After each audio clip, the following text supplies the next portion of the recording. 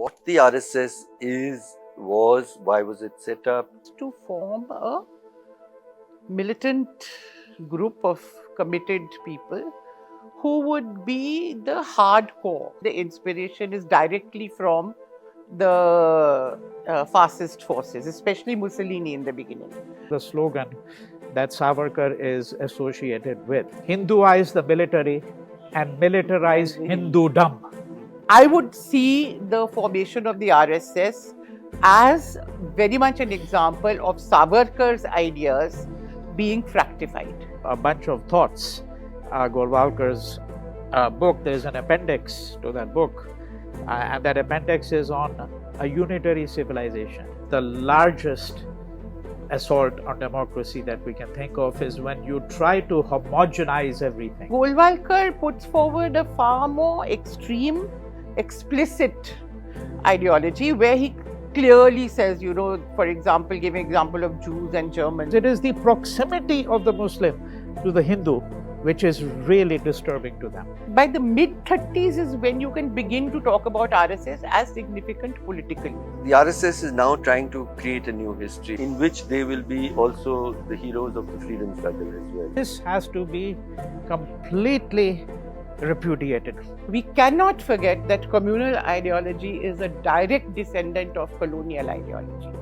The very Constitution of India actually is a document that suggests ecumenism, pluralism, federalism, secularism. The RSS doesn't stand by a single thing. Salam, Namaste, Zindabad. I'm Harsh Mander for one more episode of the series that we are doing to understand the nature, the politics, the ideology, the practice of the RSS in its 100th year. I'm doing this with Himal, Southasian, which has been reporting on South Asia for the last 35 years.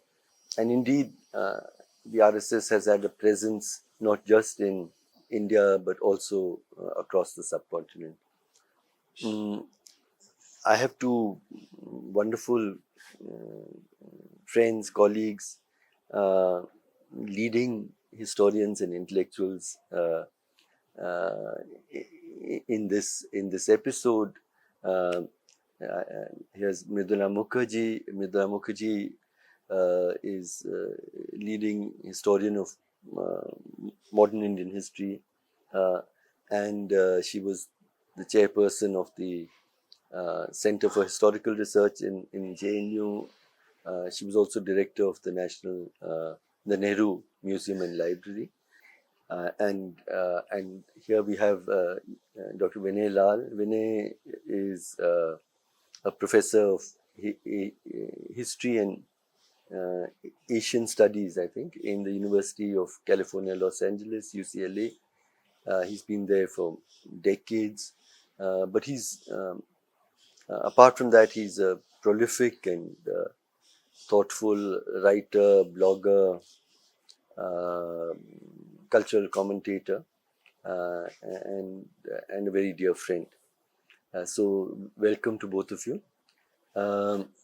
So in this episode, we will be trying to understand, the origins of the RSS, the ideologies of its founders, also of the Hindu Mahasabha,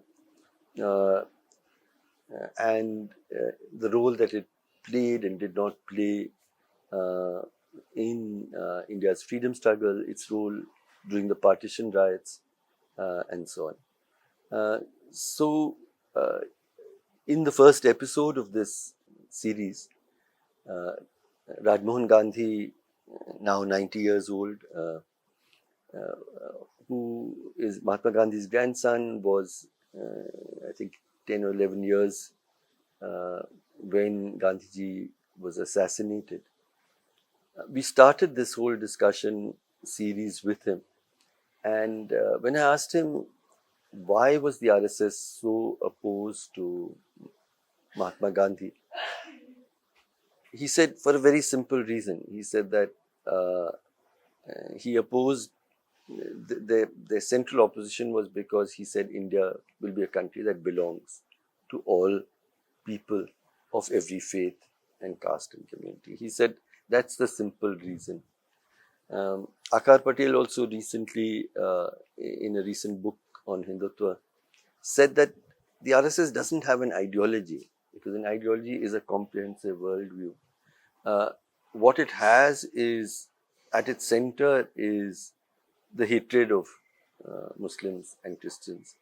But that can be compatible with different economic models, with different social models, but that is at the core. So so understanding the ideology that led to the setting up of the RSS, and the thoughts of its founders. Why don't both of you speak about it? Mridula, why don't we start with you? Well, I think the basic motivation at the time of the founding of the RSS in 1925. This was done by a group of 5 people, and they were all actually people who, in one way or another, were influenced by and already connected with the Hindu Mahasabha. So that ideology, that thought that Hindus have to constitute themselves as a separate nation, and that they are therefore opposed to including minorities, especially Muslims, in any idea of an Indian nation, was already there. The RSS purpose to set it up was to form a militant group of committed people who would be the hardcore workers who would provide the ideological core to this whole politics. Committed men. Committed men, not women, of course. I mean, I think that's a separate story, but I mean, I think it's very clear that there was no place for women in this worldview, so there's a very exclusive kind of character to that organization. But to go back to why it was set up, when there was already an organization, first the Hindu Sabha, which then became the Hindu Mahasabha, which was articulating the same ideology. Now, the Hindu Mahasabha was set up and conceived as an overtly political organization, which would take part in elections or whatever other form of political action that may be the order of the day, like other organizations like the Indian National Congress, like the Muslim League or whatever. This was something additional, and I think this is very important to understand. Why, therefore, did you need something which almost then functioned like a secret organization at times? So what was the additionality that they were bringing? So I said the additionality was that you said you were not in politics right from the beginning, this thing. And in fact, people have swallowed it over the years, and the only reason you can swallow it is you believe that politics is only elections. Mm-hmm. But if you control a political party, if you do ideological propaganda, if you participate in all kinds of mass action, including violent mass action, that is not politics. I mean, that's stretching, but the imagination. But if you campaign for a political party, also it's not politics. Right. The whole idea was to bring together bands, as you said, of young men and form them into a militant organization. Now we know that in a few years' time, it becomes very clear that the inspiration is directly from the fascist forces, especially Mussolini in the beginning. But that's because we know that Munje went to Italy on the way back from Round Table Conference. He went and sought and met Mussolini. He visited the youth and children's organizations and came back so inspired that said that this is exactly what we have to make the RSS into.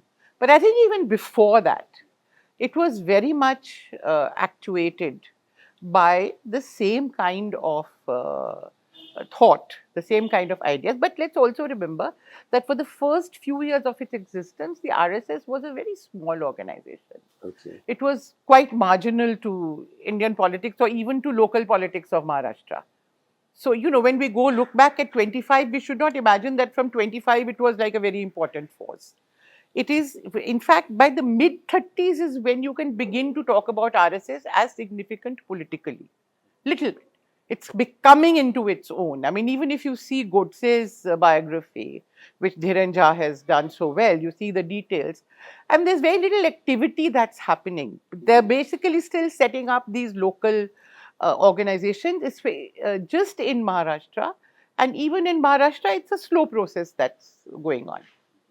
But what I'd like to also say is that one very important person is associated with this organization from the beginning, and that is Babarao Savarkar, who is the elder brother of Vinayak Damodar Savarkar, Okay. who is, in my understanding, the chief ideologue of Hindu communalism, what we today call Hindutva.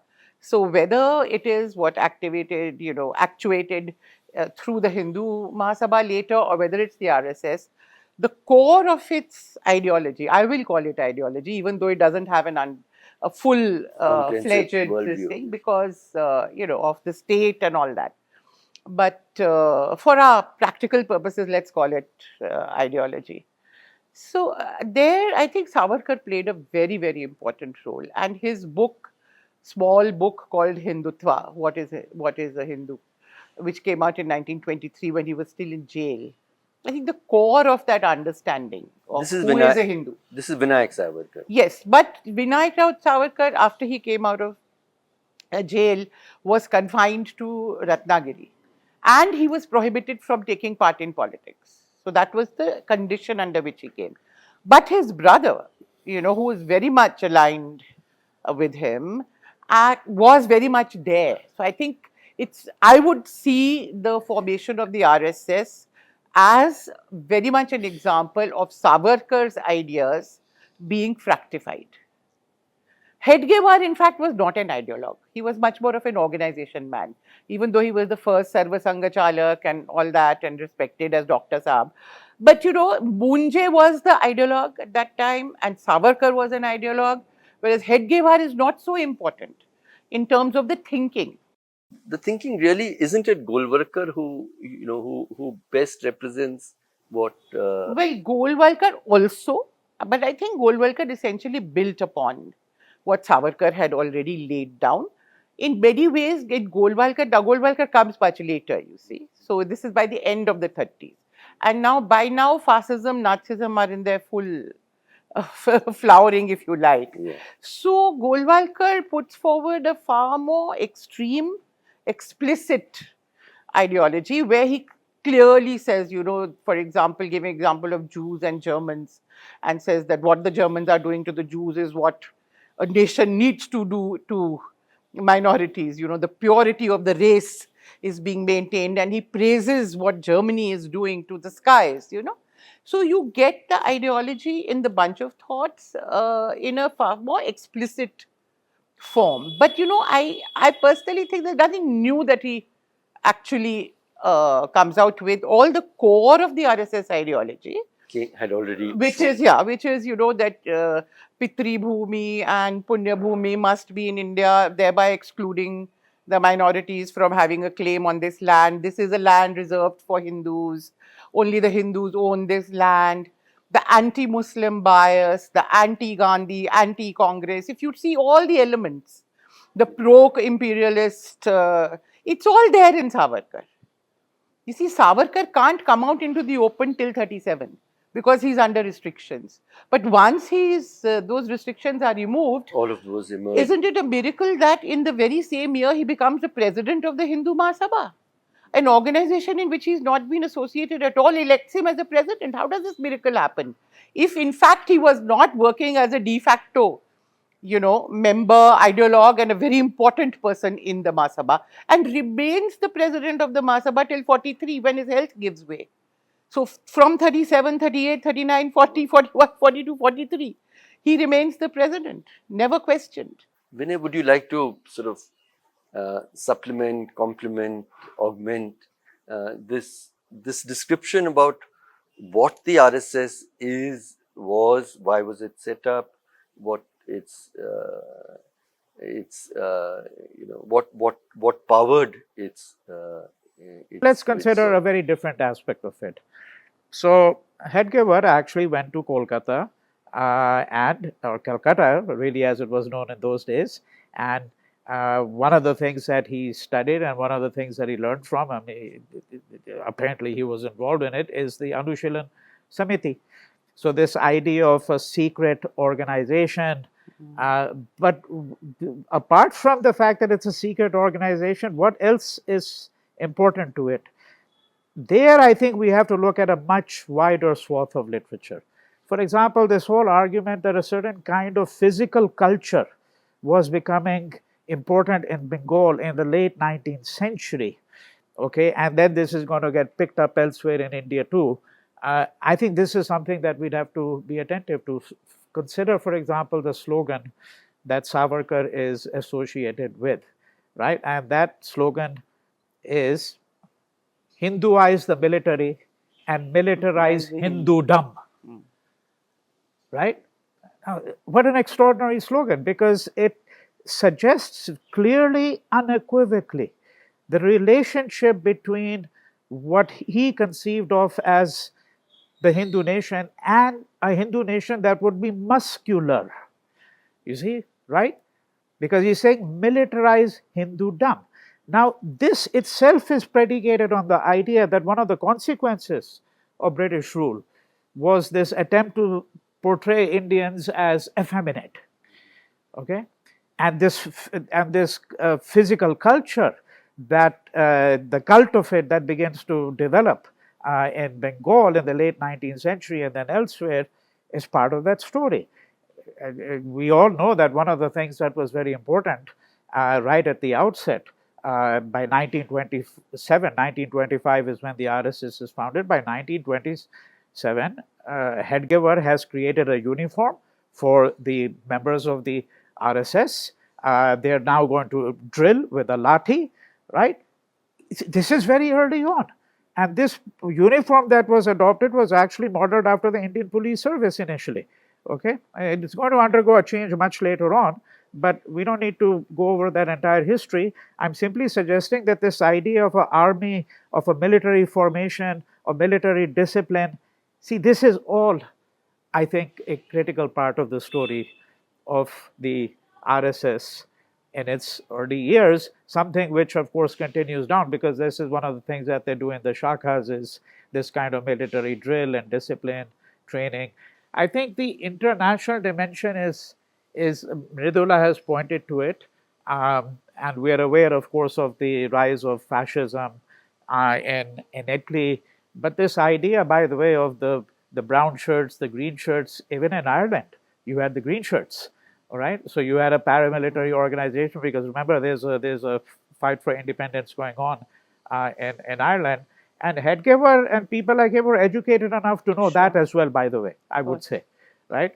I mean, the present lot of people in Hindutva are astoundingly illiterate, but that's certainly not the case with people like, Hedgeworth and Savarkar especially. The present lot have got this hyper-masculinity, the 56-inch, that they've carried on from. Of course. I mean, that's and that also means that there are certain conceptions about what is the role of women and so on. But we can go on with that later on. So I say Golwalkar himself was hardly a good example of masculinity. Yeah. In fact, he built himself up as this ascetic over the years. Guru, ascetic, renunciate, rather than this guy. I mean, just aside. So, of course, but masculinity, as we both know, is not simply a matter of muscularity. It's cerebral. In that sense, the least masculine person, in that sense, is Vinayak Savarkar. Yeah, that's true. Because if you had to really, I mean, I'm going to be blunt about it, right? If you have to have a definition of someone who's cowardly, it has to be him. He's the one who's filing mercy petitions repeatedly, right? But we can go down that road later on if necessary, yeah. I just wanted to make a very small comment on this, because Vinay made the connection, with the Bengal revolutionaries. And as he said, Hedgewer went there to study. In fact, Munjay is the one who sent him there to study medicine. Yes, I met Munjay. And, sent him there. And he was actually very much his patron, Hedgewer's. And where he certainly picked up these ideas and all that. But what is very interesting is that in the Bengal revolutionaries, as well as the other revolutionary streams which we get across North India, they are very strongly anti-imperialist. That's the big distinction. Yeah, so but ours were never. I mean, this is what I'm saying. So what he picks up from there is only in a sense, the physical aspect of it. But in terms of their strong anti-imperialism, so even when there is a certain Hindu color, like in the early Bengal revolutionaries, worship of Kali, taking courage by being religious, I'm doing this for the mother. But the hardcore anti-imperialist never weakens. So I think that distinction is extremely important. So from what both of you have said, there are a number of questions that emerge, and let me sort of put them out, and each of you could take up what you would. The first for me is the relationship, the very close relationship of the ideology of the RSS and Nazi Germany and European fascism.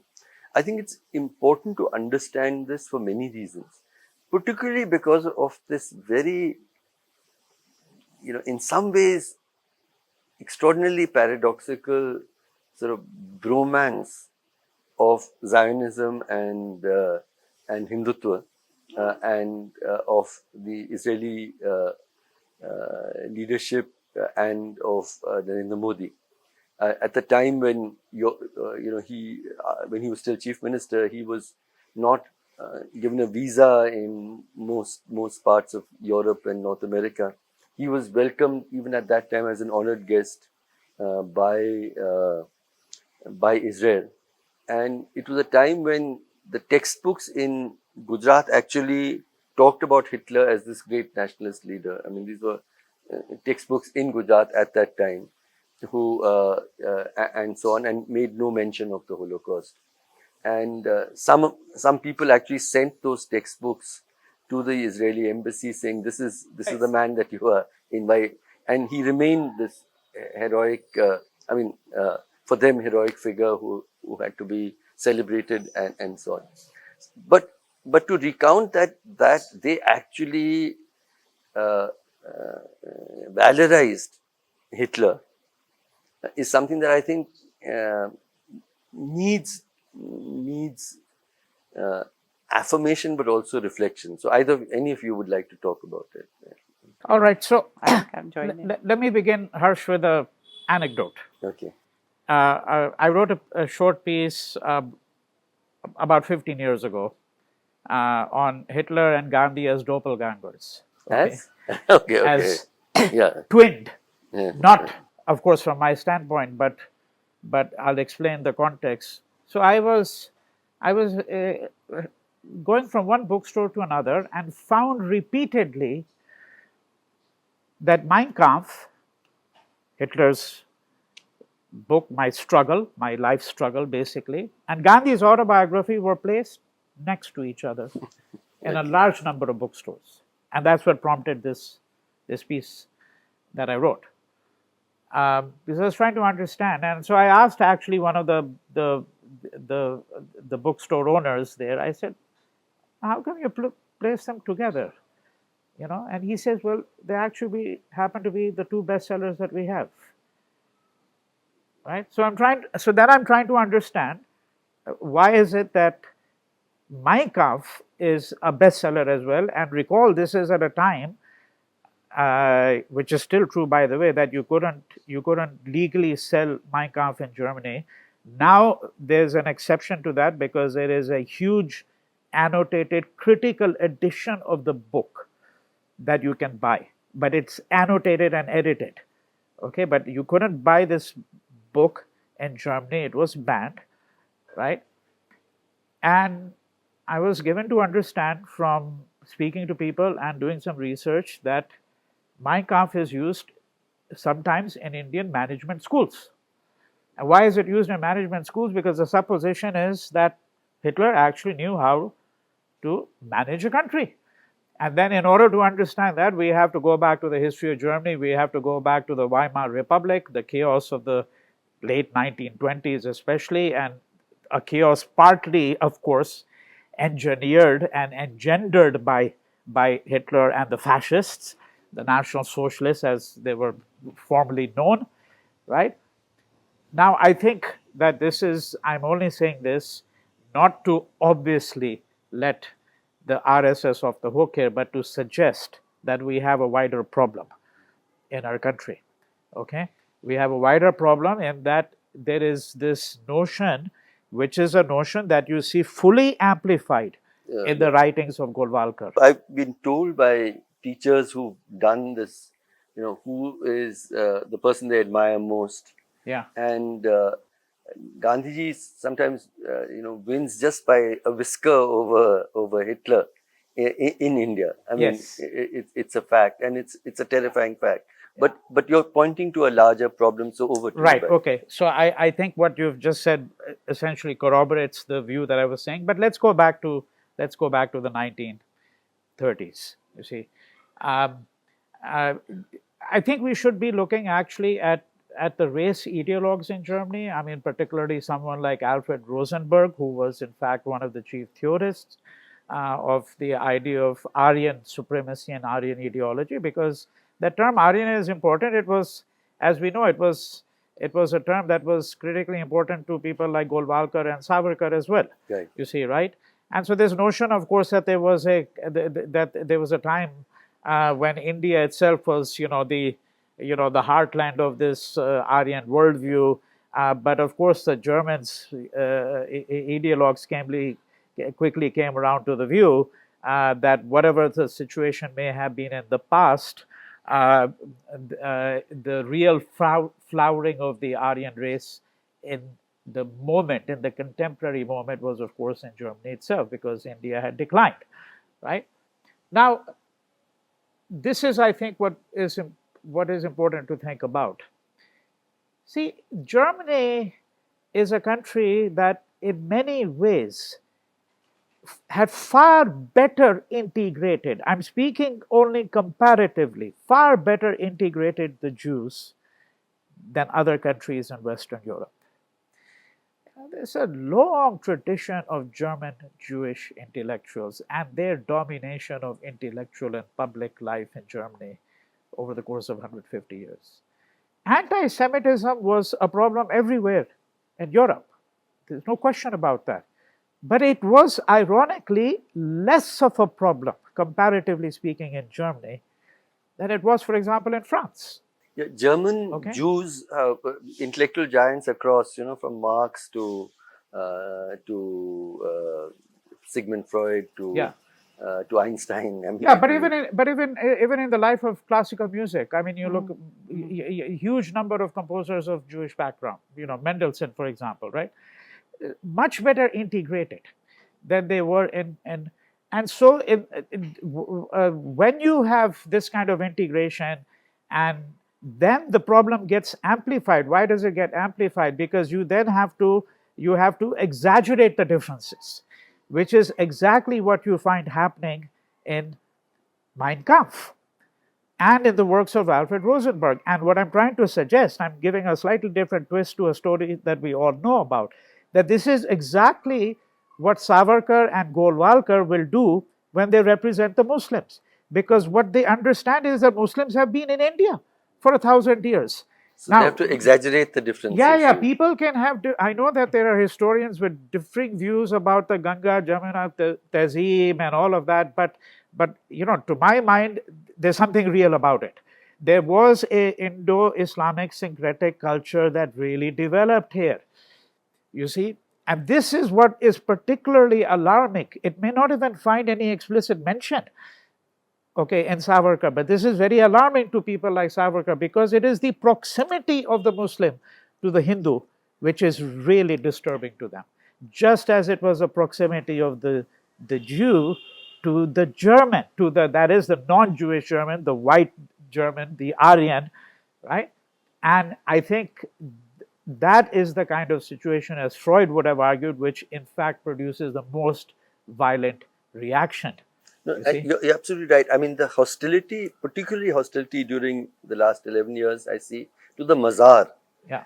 Again, because it's a site where Hindus and Muslims come together, in worship. Yeah. That's why it must be destroyed. Yeah. Yes. In the course of this exaggeration, what you're going to find is that there's going to be an ideological attempt as well to suggest that, look, in fact, there's actually nothing that is common here as well. But remember what Ambedkar said in 1940 in Thoughts on Pakistan, right?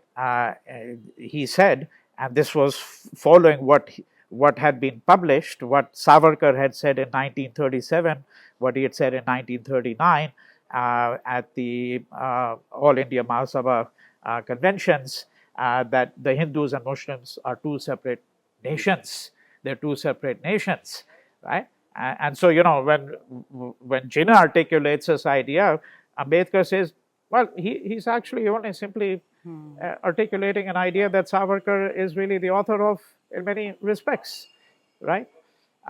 So this is exactly, in a manner of speaking, how the German ideologues are thinking about Jews as well. So before I turn to Mridula with another question, I still wanted to talk about this great affinity between Zionism and Hindutva. Political Zionism and political Hindutva, if you like. Well, so in that sense, the affinity has to do with the state of Israel is fundamentally a Jewish state. And of course, the Hindutva view is that this is fundamentally a Hindu Rashtra, a Hindu country. So when Savarkar says that, who is a Hindu? Well, someone who accepts India, Hindustan, as his Matrabhumi, Pitrabhumi, and Punyabhumi. Yeah. And to the extent that a Muslim or a Christian takes Mecca or Medina or Jerusalem or Bethlehem as the Punyabhumi, they are not fit residents and inhabitants of this country, right? Now, if you ask me, that is exactly where political Zionism has gone today. It was always there. I think today you really will have to live in Israel on the terms set by the people who run the state of Israel, the political Zionists. So let me turn to you to another strand of the discussion that came earlier. And this has intrigued me for a long time, which is that the Congress, right from Tilak onwards, had a very strong stream of both, Hindu nationalism, if you like. It was anti-imperialist, but it was always anti-Muslim. So there was a stream that came through parallel or sometimes part of Gandhiji's led freedom struggle, right through the Constituent Assembly debates. You do see the Congress also, and after independence, again we see the anti-cow slaughter legislations, etc., all came very much within Congress regimes. So there is a parallel tradition. Or do you agree, or you seem to be skeptical of this articulation? Yeah, I wouldn't use the terminology that you are using. Okay. I would not call it a Hindu nationalism. I think what the Congress stream broadly represented was at its core was anti-imperialism, right from the days of the early nationalists. That's what bound them together. That's what bound them together. Now, within that, over the years, the understanding of what kind of people can be part of the Congress stream without disturbing its core goes on changing. In the early years, both members of Hindu Mahasabha and Muslim League could also be members of the Congress. The reason being that both the Hindu Mahasabha and the Muslim League at that time were what were seen as moderate communal organizations, organizations which talked about protecting the interests of the communities which they espoused, but not against the other. Therefore, I would disagree with your characteristic that it was always, this strand was always also anti-Muslim. Like, for example, Tilak. I don't think I would see Tilak as anti-Muslim. Tilak, after all, is the architect of the Congress League Pact in 1916. He is the only time that the Muslim League and the Congress and actually conceded separate electorates in order to build unity against the British. So I think it's very complex. Lajpat Rai also, who's another big, I'm not even talking of Madan Mohan Malviya and people like that. I'm talking of people who are far more integrated into the Congress. But what about Gokhale and Madan Mohan? Gokhale, see, the early nationalists didn't have any touch or color even of communal this thing in them. They were in many ways much more modernist than the others. So Ranade, Gokhale, Dadabhai Naoroji belonged to a different stream altogether, where their main focus was economic nationalism. But coming fast forward into Malviya, I was giving example of Lajpat Rai, for example. Lajpat Rai was a firebrand revolutionary in many ways, very anti-British, got exiled, part of the Swadeshi movement in Bengal. He was the lion of the Punjab, and all that. He also had, in the 20s, you see, you must also understand the politics, and this is something we haven't talked about at all, that the British are playing in all this. Even at the ideological level, I would like to bring in this, that we are forgetting that all this thing that we are talking about, how the Hindu Mahasabha and the RSS, Savarkar, etc., were espousing this anti-Muslim ideology, that the core of it is in the colonial ideology from the mid-19th century. James Mill and others, other ideologues, who talk about Muslim tyranny and how the British liberated the Hindus from Muslim tyranny and all that, how this is embedded in the history book. So even people like Savarkar and all, in a way, are influenced by that whole thinking. So we cannot, I think Romila Thapar makes this point repeatedly, that we cannot forget that communal ideology is a direct descendant of colonial ideology. If you look at it carefully, then there's nothing new that they come out with. Yeah. They're basically taking forward. She has even shown in her work that this whole idea of Somanath as being something that had seared the Indian psyche, and Hindus had nurtured this feeling of victimhood and revenge, for 1,000 years, that how this is for the first time reflected in the 19th century by a British politician in the House of Lords or the House of Commons. That's the first time this is actually expressed. He said nowhere in the entire history of Indian text that she has looked through is this idea there that Somnath was such a big blow to the Indian psyche. So I'm just saying that how we have to keep this in mind, that, and this is something we learned from Bhagat Singh. He is one of the first people who articulated in this way that communal ideology is actually colonial. He understood this particular relationship. Of course, Nehru did very fundamentally after that. I mean, he was the first one who expressed and, put the whole thing together. But to go back to your point about, so I would say that even someone like Lajpat Rai or someone like Madan Mohan Malviya, for example, let's not forget, Madan Mohan Malviya was supporting the Quit India movement fully. He was hiding people in his house, he was giving money.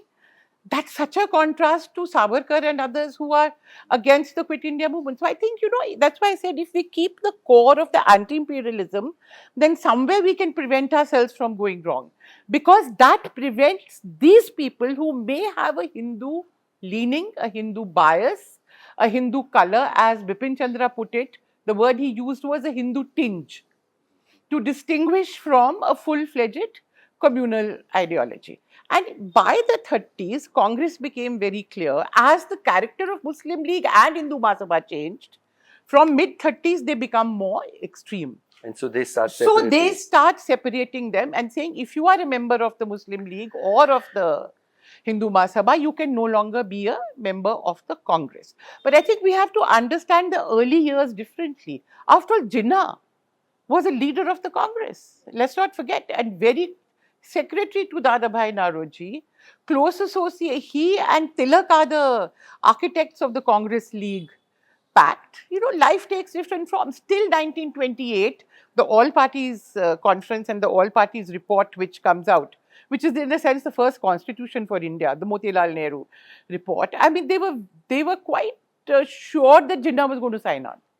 It's only at the last point that, you know, he brought in those 14 points and all that. But what I mean is, there was nothing in the politics of the age which had yet become so sharply polarized that people belonging to Muslim League, Hindu Mahasabha, Congress could not all agree on a joint constitutional provision, which would include a secular India. So I'll just give you one, sorry, and a quick question there. The Hindu tinge, I can understand. What was their position on equal rights and equal belonging of Muslims to free India? Completely. I don't think any of these people ever denied that Muslims or Christians or anyone should have equal rights. In fact, if I may explain, the two states where the Hindu, this comes out in the 1920s, Bengal and Punjab. See, in both these Hindus are in a minority. And what the British are doing through the 1919 Act, they have now brought in, for the first time, their separate electorates came 1909. But then it was a very narrow electorate. In 1909, the electorate broadened. Not too much, but it broadened significantly. And now what they did was, they gave a large number of reserved seats to Sikhs and Muslims in Punjab, all very deliberate, to build the hostility between the communities. And similarly in Bengal. Now, historically, as it happened, these were the communities who were more progressive, the Hindus in these. They had more education, their aspiration for jobs and for progress was much more, but they suddenly found themselves hemmed in. It was not only seats in the legislature, it was seats in medical colleges, engineering colleges, jobs. It was down the line. In Punjab, there was another thing. They brought in agricultural versus non-agriculture.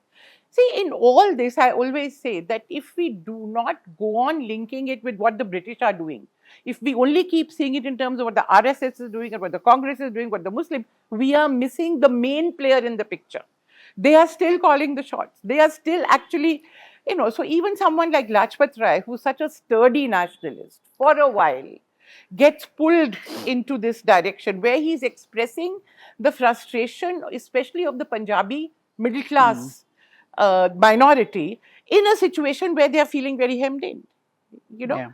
So this is, but again, when the Simon Commission issue comes, I think the crucial questions come then. Where does he go? When the Simon Commission term comes, he's at the forefront and takes the lathis and dies. And it is for him that Bhagat Singh shoots, Sanders. So I think those relationships are far more, they're complex, but I think for our purposes, we have to keep them separate as well. So they were always distinct, you're saying, from the RSS Hindutva kind of Hindu league. Very much so. And that's the central thing. Yeah. Whenever we wanted to add something to this. Yeah, I just wanted to put this very plainly. Because I think, it's worth putting it in stark terms. The RSS has repeatedly, insistently, and I should say pathetically, sought to render this past as a past, particularly we're speaking about the 20s, 30s, 40s, that is the anti-colonial struggle, a past in which they played an active role. I think this has to be completely repudiated, this view. Which is what I really wanted us to centrally focus on. Okay. What role did the RSS and the Hindu Mahasabha play in the freedom struggle? So I think none at all. That is an accurate and simplest answer. But let's look at this way. 1942. I was reading in the archive some years ago. I know I have it in my notes. A document produced in the Bombay Home Department. So the Quit India resolution is early August, 8th August 1942, right? And this document I was reading is from late August, early September, and it says very clearly the Sanghis have been very quiet and very cooperative and have made it very clear that they have no intention of collaborating in the Quit India movement or in associated activities. That's what the document is saying unequivocally, clearly. You can't contest. It's not like it opens itself to multiple readings, anything of that kind. Not really. And we find this repeatedly. In fact, actually, it is in those years that the Hindu Mahasabha, RSS, and the Muslim League all work together. They all work together and to prosper, undermine and prosper. Because they are given a free hand now with the Congress all in jail. Exactly. The political scene is all vacant for them to actually grow. I mean, if you see what Godse is doing in this period, for example, with this Tarun, some of the more radical organizations that they are setting up, they are all holding camps all over the place and whatnot, training camps and all with complete immunity. The British are not checking them at all. In fact, that collaboration between the Hindutva forces of that time and the Muslim League, I think this is deserving of far more detailed studies than we have even at the present moment. That's right. I mean, we know that in 3 governments they were together. I mean, in Bengal, and in Northwest Frontier Province and in Sindh. The Hindu Mahasabha formed coalition governments with the Muslim League and with the Fazlul Haq's party in Bengal. So how do you explain this collaboration? That they weren't really adversaries?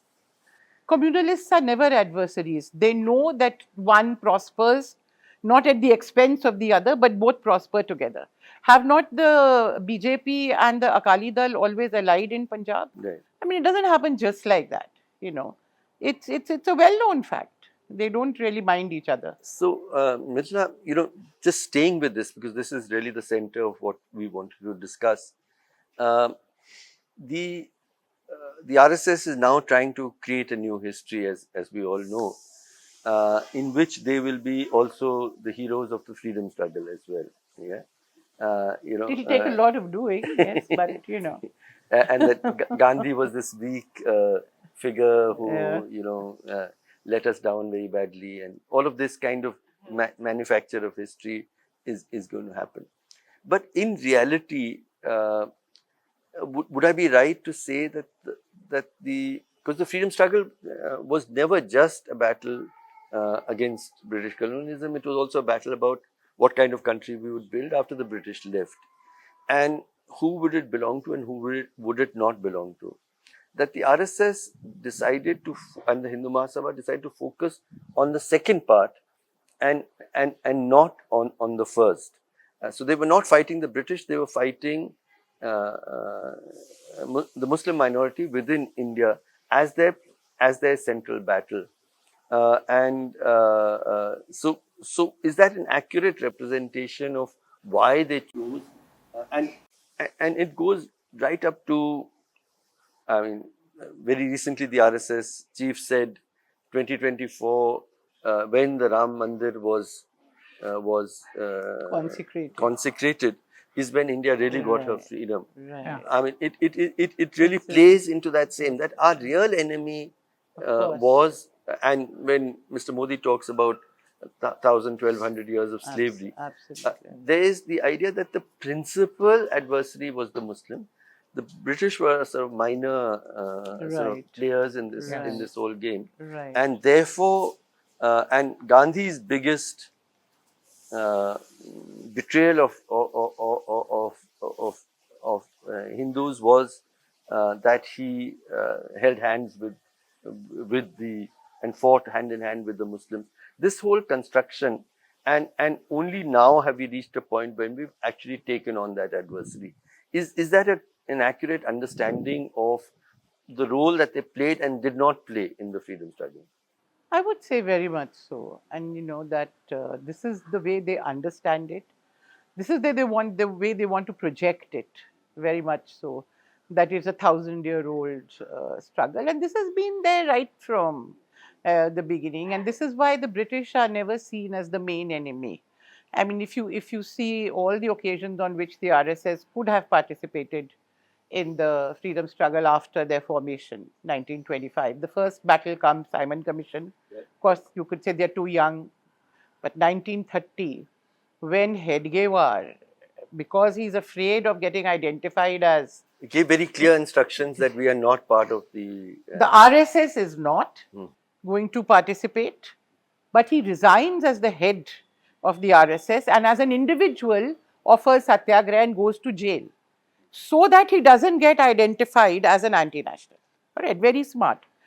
Officially, the RSS also explains to its cadre that he's gone in because he will meet a lot of young people and he will convince them of the RSS way. So it's to actually build cadre. So this is a very interesting, but RSS as an organization never participated. The next big round of struggle comes in 1942. We know that officially there's no question, and Savarkar in fact is on record writing to the Viceroy, Lord Zetland, telling him that we are here to cooperate. Congress will leave the governments and they are leaving, and we are more than happy to form coalition governments. He and they join the army. In fact, Subhash Bose, about whom, you know, they've been also trying to claim him as a kind of almost like somebody who was their buddy, you know, like Sardar Patel and Malviya and everyone, and Tilak, etc. Ironically, also now Bhagat Singh and Ambedkar, and finally Gandhi.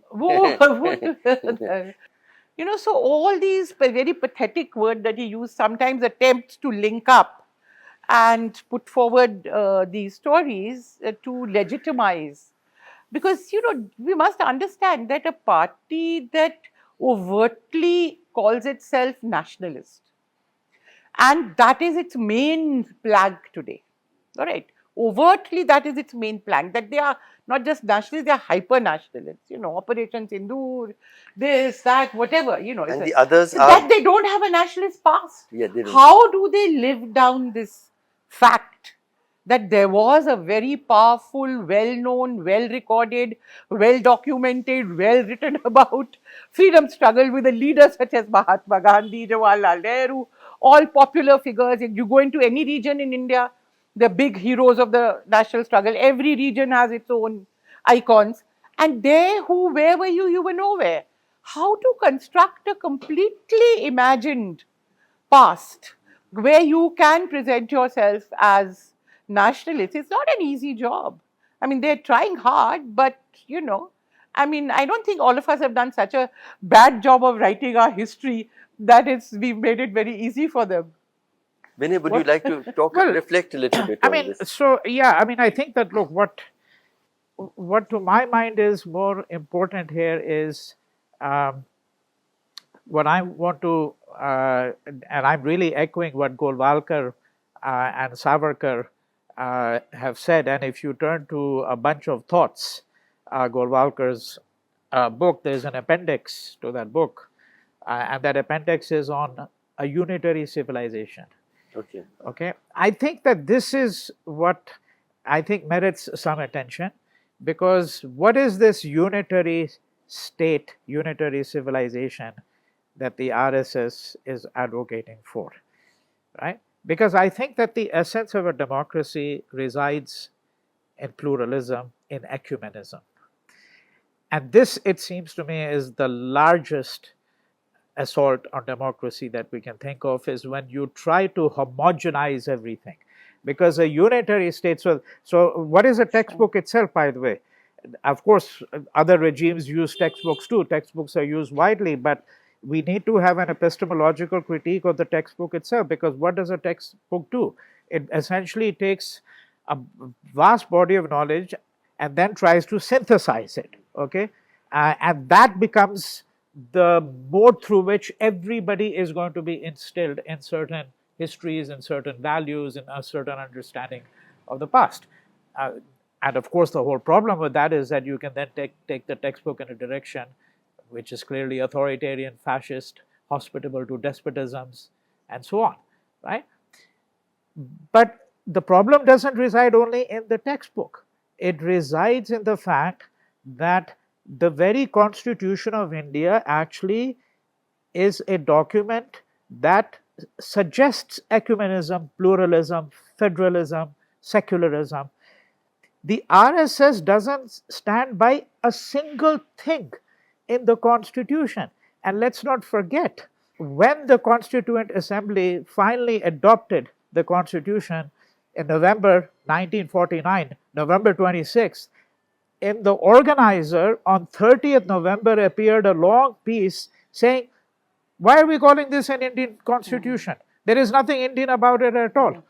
Right? So from the very beginning, They the rejected it. RSS was sworn to do exactly the opposite of what decent people are sworn to do, which is to uphold the values of the Constitution. The RSS advocated a view from the very outset that it was going to destroy this Constitution and everything that the Constitution stands for.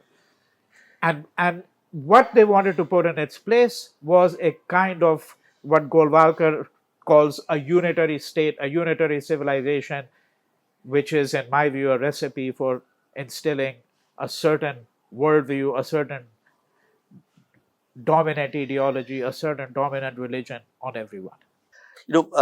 Just one, just to, we're trying to understand a very complex and very disputed history. The most traumatic moment in the life of India over the last 100 years or longer is partition, is the partition riots, the partition violence. I wanted to ask both of you as historians, 1 million people slaughtered each other. They were truly riots. I mean, people of different religions were killing each other. My own family was in Pakistan. We know the enormity of the violence. Did the RSS have a role to play in the partition violence? And if so, what was that role? I think the way I'll answer your question is that, it's very clear from the literature that survives of that period, which clearly show that the language of hate and violence that is being spoken by ideologues of Hindu communalism, and this goes beyond the RSS. It may not be just the RSS. They may be Hindu Mahasabha, they may be this, that, and the other, or some other. There were also Sikh communal organizations which were very active, because after all, Sikhs were very badly affected by the partition, and they also came into Delhi and all. Show very clearly that the attempt was to use this situation of chaos. If you see all the documentation around that, which are there in books now, and many people have written about it, it is very clear that the role that they are playing is of playing up those tensions, using those tensions, and in the police records, very much so, the mentions are there of RSS volunteers, this, that, and the other, people associated who are doing this. There are reports of all kinds of incidents of this and that and the other. So I would say that, and also it makes logical sense, because all this while the story has been, when in 1942, when the cadre was restless, because it is a big movement that's been launched by Gandhiji against the British, that we want to join, they said, no, this is not the real battle. You hold your horses, you preserve your energies for the real battle which is going to come, which is going to be obviously against the Muslims. Now, this is the real battle. So for them, now even in Punjab, for example, I know a little bit more about Punjab, since I've researched that area and also belong to the state. We know that for a few months before independence, when the situation was getting very, obviously these organizations, one knows from personal accounts and other, were very active in the actual events that were going on, and it is only logical that they were so. I mean, Gandhiji's assassination is not an accident. Gandhiji's assassination, the atmosphere for that Had already been created. Yeah. One last question, I think, just as a closure, and because we through this we're also trying to understand the ideology for what it is of the RSS and what it is. Uh, is it a Hindu organization? You know, or is Hindutva different from Hinduism? I remember when after the Gujarat 2002 violence, we brought a group together and formed Aman Biradri. One of the people there was Prabhash Joshi, who was a very tall journalist and so on. And everybody was saying, why are we here? And he had said, I want to save, मुझे हिंदू धर्म को हिंदुत्व से बचाना है. This is my life's purpose. I want to save the Hindu faith from Hindutva. Do you see, as historians, do you see these as two very different, distinct ideologies? And let's end with that. Vinay, why did you start and then? Well, yes, of course. I mean, I would see Hindutva and Hinduism as very different. Let's begin with Savarkar's claim that there is no such thing as Hinduism. But he doesn't mean it in the way in which, for example, some scholars today might speak about Hinduism as simply a kind of an aggregate corporate category that really comes up, let's say, in the 18th century, because people before then, who today we would call Hindus, thought of themselves as Vaishnavas, as Shaktos, okay, as Tantrics, and so on, right? And then this term Hinduism begins to be used apropos all of them, right? So there's a different way in which we can speak about. I'm just using this really to, for the sake of convenience, of Hinduism as an invented, category. I don't like the term because everything is invented these days, but that's one way. But for Savarkar, Hinduism has no ontological base. There is nothing there. Okay, it's something that is a pure concoction in that sense. All right.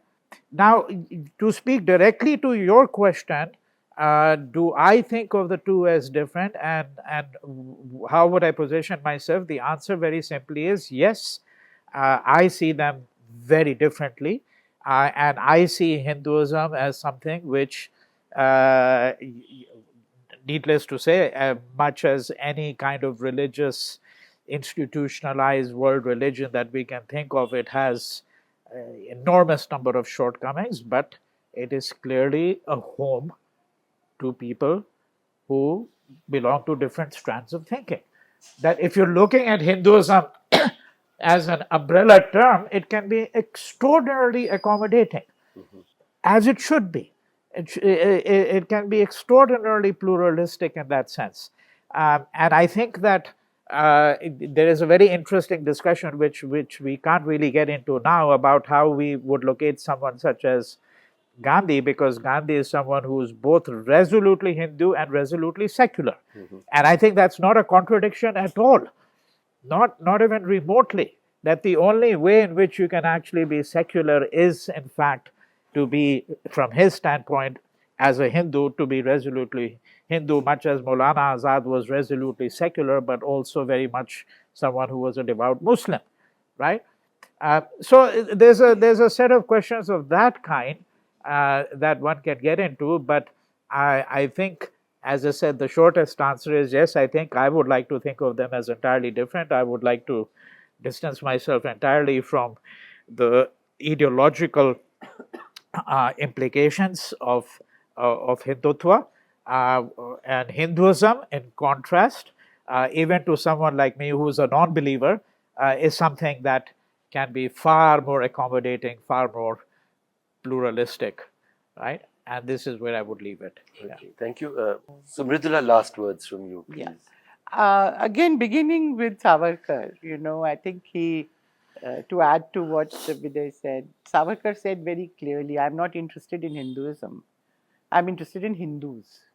So what he wanted to do was make a political community out of Hindus. Because he saw Hindus, also his whole definition, civilizational, this, that, and the other was very complex.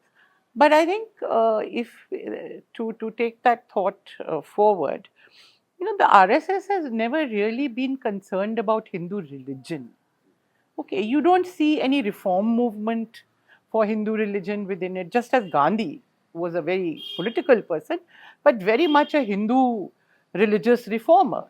He was always trying to redefine and reimagine and project Hinduism in a manner which he thought was more Like the temple entry movement. yeah, and also in his, rejecting orthodoxy, talking about the position of women, untouchables, so he's very much concerned. The RSS has never been concerned. They have not even theoretically taken up the issue of untouchability, for example, or women's position, or any of those. So I think we should be very clear that that's not their concern is with. So they want to fashion the Hindus into, as Savarkar said, a political community who will then take power. And this Hindu Rashtra notion is somewhere where their imagined notion of what was an Hindu, essential Hindu society with women in a certain position. Today they may not overtly say Manusmriti because there's so much criticism, but all those notions of what could be an ideal Hindu society are very much there in their head. But I certainly do not think, and I would not accept their claim to also represent the religion, Yes. the Hinduism. By no means. The consecration of the Ram temple and linking it up with real independence to link up religion, with the political aim of Hindu Rashtra, I think is completely flawed. And I think there are large communities of Hindus who do not subscribe to the RSS way of thinking at all, or even to a broad Hindutva ideology, and for whom Hinduism means something very different. It is unfortunate that the term Hindutva gets confused with Hinduism, whereas even technically the term is very clear, it's Hindu des. Hindutva doesn't mean Hinduism, but there's obviously always an attempt to collapse the two and to project it therefore as the party and the politics and the ideology of Hindus. Firstly, I don't think vast majority of Hindus would want to live the life that they imagine Hindus should live in a Hindu Rashtra. I think we've gone far beyond that vision of where and how we want to live our lives. So I think for various reasons, I would say the two cannot be equated. So thank you so much, both of you. It's been a fascinating discussion as always when I sit with you. I think we've covered a lot of ground, and it's a complex history, but it's an important history to understand because many of us believe that that what the RSS stands for threatens our imagination of a good society, uh, and our battles against the RSS is not a battle against the Hindu faith, but it's a battle against the militarization and politicization of one religious community against another, and its consequences. So thank you so much, and thank you. I hope outside and beyond the camera we could continue this discussion. Thank you for the invitation you. and the discussion. Thank you, Vinay. Thank you.